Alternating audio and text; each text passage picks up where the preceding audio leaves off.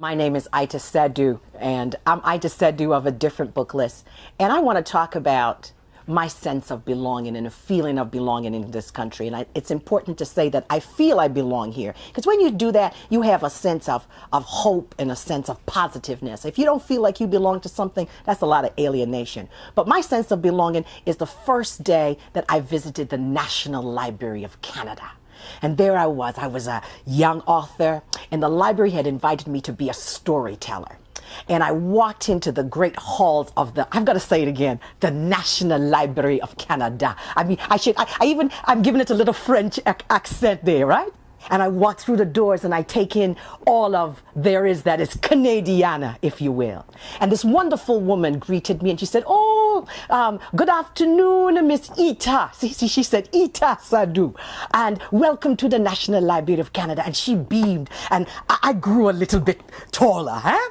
And then another lady appeared just like that. And she said, Miss Sadu, let me take you upstairs to show you where you are cataloged as a Canadian author. And in that moment, I grew even taller. She had just told me that I was now part of Canadian history and I had made my mark in this great institution. And in that moment, I felt a sense of pride and belonging.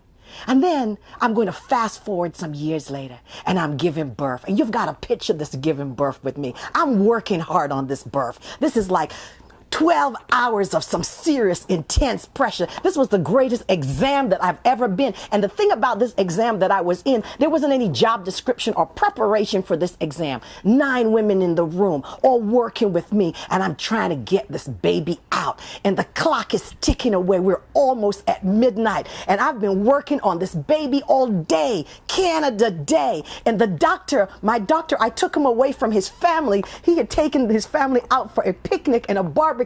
And I had to call the man to say, I need some help here because this baby is stuck. And we're working and 9 women are working with me and my husband is working and a whole stadium is cheering for this new life. And baps, at 5 minutes to midnight on Canada Day, my daughter was born.